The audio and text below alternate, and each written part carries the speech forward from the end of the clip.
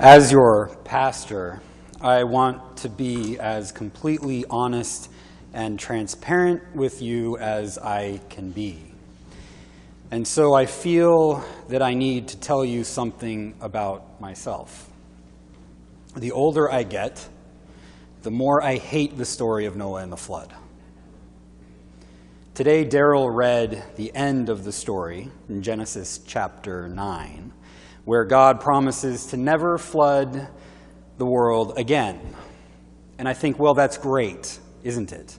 I mean, thank you for the promise, God, but I think one time is enough for me to have some serious trust issues with this God. But my trust issues only continue even after this promise is made, because God says that God will remember the promise to not flood the earth again, because the rainbow will remind him. Now, I'm all for pretty rainbows. The world could use more rainbows. But the rainbow in this story tells me that God has a really bad memory and some anger issues, which is not a great combination, especially when we're talking about something as powerful as God. Which leads me to wonder, what if God gets angry again and in God's rage doesn't notice the rainbow off in the distance? We're all in some trouble. So I don't like this story, and I especially don't like that we use it as a children's story. I guess it's cute that 2 of every animal goes into the ark, right? But it's not cute that all of the other animals get murdered by the God character in this story. But I wonder, is the God character in the story of Noah and the flood a good representation of who God actually is? Here's how the story goes. It starts with humans getting caught up in escalating violence. One person hits someone, and then that person seeks revenge by murdering the one who hit him. Then someone murders that person and his family, and the cycle of violence continues to escalate until human violence threatens our own extinction. Do you remember when God created the world and humans in Genesis 1? And God looked upon all of creation and saw that it was very good? Well, now God looks upon the world and all the violence within it, and God no longer thinks that it's very good. In fact, now God looks upon the earth, and the story says that God was so sorry that he had made humankind on the earth, and it grieved God to God's very heart. As I studied this passage this last week, I came across some commentators who point out that God didn't destroy the earth because God was angry. It was because God was in grief, which apparently these commentators think that anger is not a good reason for God to flood the earth and destroy everything in it, but grief, that makes it okay. Well, whatever the emotion behind God's flooding of the earth and destroying everything in it, the point is that God was violent because humans were violent. In other words, God imitates human violence. Humans were being violent, which was just so awful for God. And God doesn't know what to do with human violence in this story except to respond with violence in turn. And then God comes back to humanity like a violent abuser and promises to never do it again. Unless God forgets and in his grief or anger doesn't see the rainbow, and then we're all in danger. So I don't like this depiction of God. There's enough violence in our world. We don't need God to be violent too.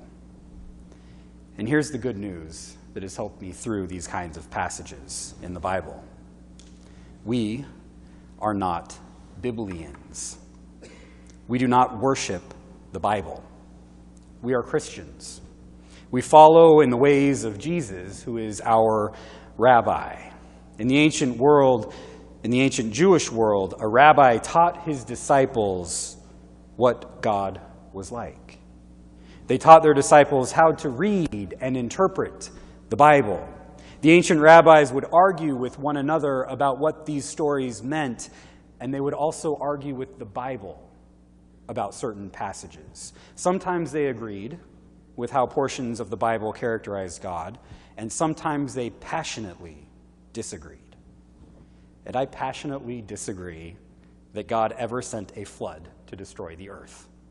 I don't disagree because I'm a softie and I just want God to be nice. Rather, I disagree because that God looks nothing like Jesus. During the 1980s, there was an Archbishop of Canterbury named Michael Ramsey. He was the leader of the Anglican Church, a very important figure in the 20th century Christianity. And Ramsey claimed this: God is like Christ, and in him there is no unChristlikeness at all. And I think that's one of the keys to understanding who God is. A God who responds to human violence with divine violence is not like Christ. In fact, as we continue in our Lenten journey, we will come to Good Friday and to Easter. On Good Friday, Christ took the flood of violence upon himself and offered divine forgiveness in return. In the resurrection, he didn't come back like a ghost to haunt humanity and seek revenge. Rather, instead, he offered peace to those who betrayed him and told his followers to continue in the ways of nonviolent love and justice.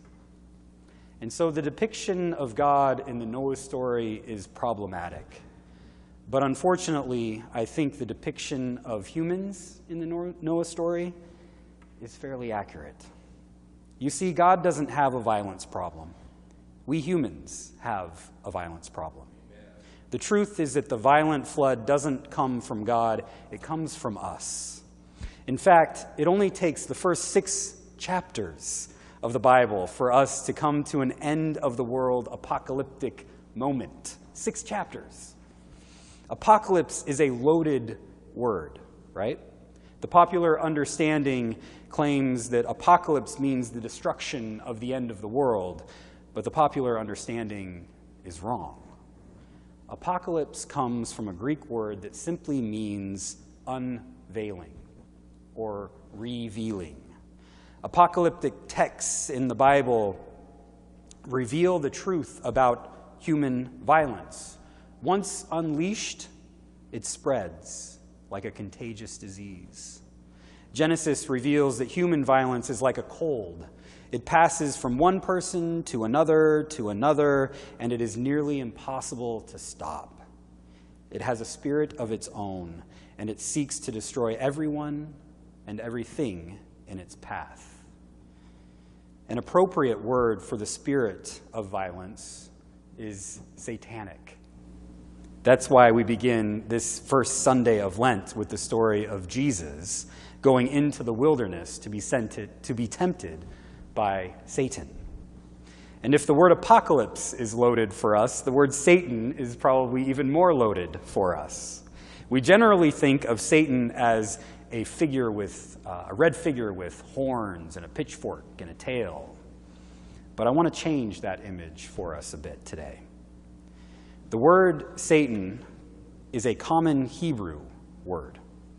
So before we think of Satan as a devil figure, we should know the common meaning of the word Satan.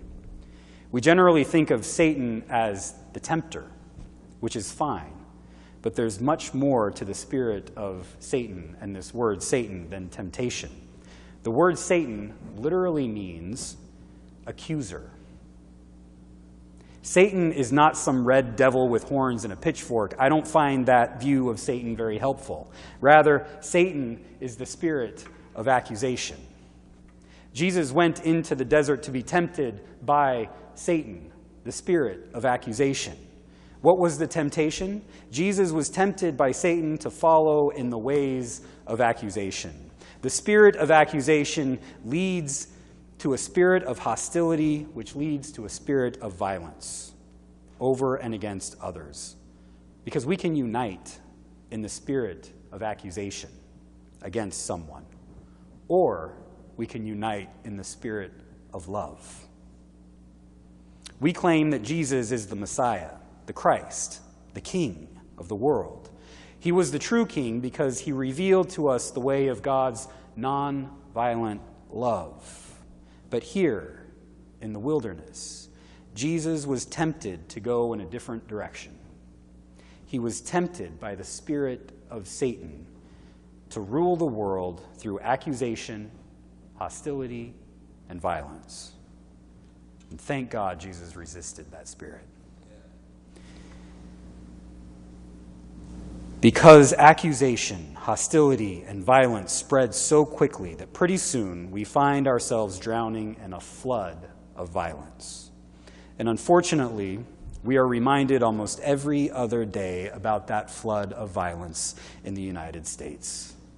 We've had 35 days of school shootings since the beginning of the year, and there have been 18 shootings at schools.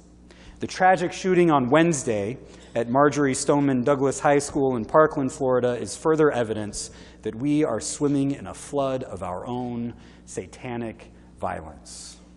And there are times like I feel like I'm drowning. I remember when Sandy Hook Elementary School shooting happened 5 years ago. My children were at an elementary school daycare that day, and when I went to pick them up, I hugged them a little tighter.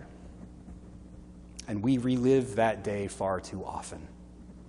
And our politicians do nothing about it except for maybe send thoughts and prayers. Please know this. Thoughts and prayers are good. But they are not enough. And without action, thoughts and prayers are empty platitudes. A senior at Marjory Stoneman Douglas High named Emma Gonzalez put it like this yesterday in a speech at a rally in Fort Lauderdale, Florida. She said, "If all our government and president can do is send thoughts and prayers, then it's time for the victims to be the change that we need to see in the world." It's time for us to be the change we need to see in the world. That is what Lent is all about. We are swimming in a sea of violence. The flood is all around us. It's up to us to show the world a different way. It's up to us to be the change that we want to see. And so, yes, we need prayer. And we need to work for the day when military assault rifles like the AR-15 that was used in Florida are banned from civilian hands. We need to pray and work for the day when certain Republican politicians are no longer puppets of the National Rifle Association. And we need to realize the good news, that the vast majority of American citizens agree. 90% of Americans think we need stricter gun laws, including better background checks. That 90% includes 72% of the NRA members and 81% of Republican gun owners. We're on the same team. And there's even more good news. As the flood of violence seems so overwhelming, we can remember that you aren't swimming alone. Remember that when you are walking through the desert of Lent, you are not walking alone. Jesus is there swimming and walking with us. And your fellow members here at Clackamas United Church of Christ are swimming and walking too. In fact, this church is my ark. Have you ever wondered how all those animals got along in that ark for 40 days? The lion and the lamb, the snake and the rabbit, the skunk and everything else. With all those animals, it had to be a stinky mess. But they all got through it together on that ark. Those animals in the ark had to change so that they could all survive. And that's what life is like. I come here and I see the change that I want to see in the larger world. The way you already live peacefully and lovingly with one another. That's what the world needs. So when I feel overwhelmed by the flood and the satanic spirit of accusation that seems to be so prevalent in our world today, when I start getting depressed about all of it, I take a step back and I think of all of you. We're in this ark together. Yes, we have conflicts. None of us are perfect, but that's the point. No person, no community is perfect. That's why we live the gospel message of love and forgiveness and mercy. In a world so flooded with violence, that's the change we need. And I'm so grateful that you live into that change and that we are in this ark together.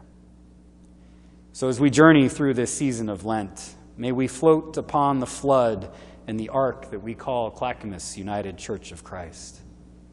May we come to see that Jesus is on this journey with us. And may we continue to be the change that we want to see in the world. Amen. Hi, everyone. This is Adam Erickson, reminding you that no matter who you are or where you are on life's journey, you are welcome at Clackamas United Church of Christ. We are located at 15303 Southeast Webster Road in Milwaukie, Oregon. Our worship service starts at 10:30 on Sundays, except for during the summer months we start at 10 o'clock. If you'd like more information on our church, you can visit our Facebook page or our website at c-ucc.org. You can also reach out to me through email at adam@c-ucc.org. Until next time, grace and peace be with you.